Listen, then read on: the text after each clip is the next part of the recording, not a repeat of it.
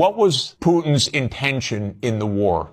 Not the propaganda that's written about this. Oh, that they failed and he was going to take over Ukraine. The idea was to keep NATO, and what is NATO? It's the United States, off of Russia's border.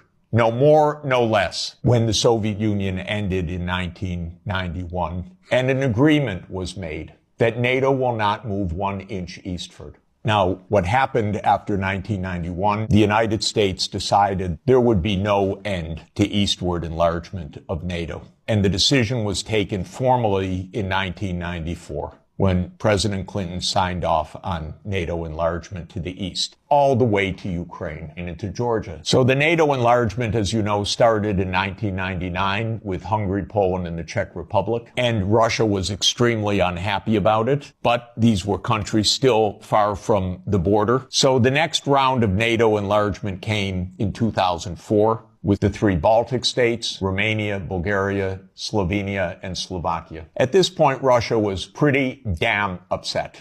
So as everybody recalls, in 2007, President Putin said, stop, enough. And of course, what that meant was in 2008, the United States jammed down Europe's throat enlargement of NATO to Ukraine and to Georgia. This is right up against Russia.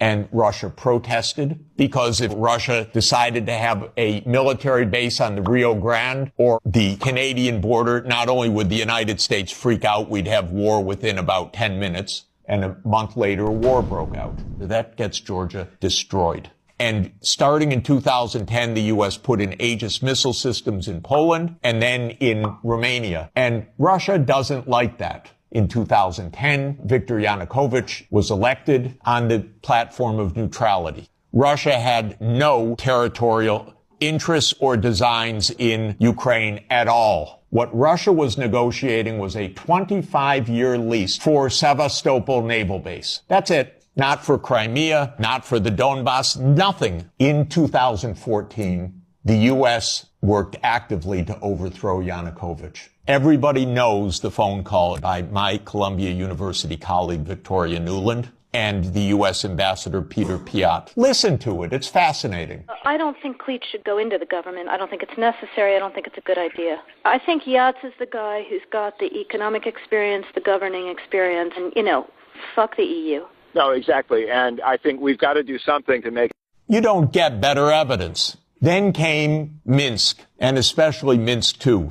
It said there should be autonomy for the Russian-speaking regions in the east of Ukraine.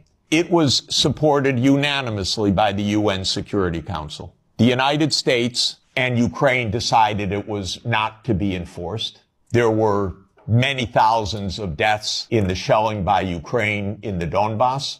And one of the issues on the table in December 2021, January 2022, was, does the United States claim the right to put missile systems in Ukraine?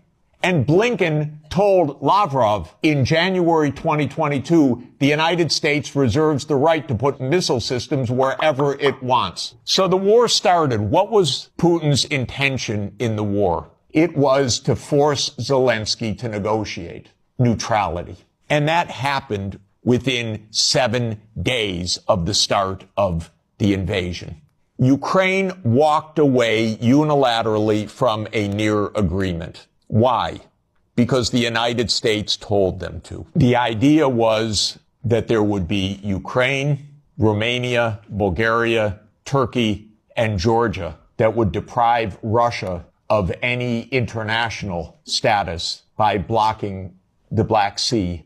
And the American senators, who are as nasty and cynical and corrupt as imaginable, say this is wonderful expenditure of our money because no Americans are dying. It's the pure proxy war. And since the U.S. talked the negotiators away from the table, about 1 million Ukrainians have died or been severely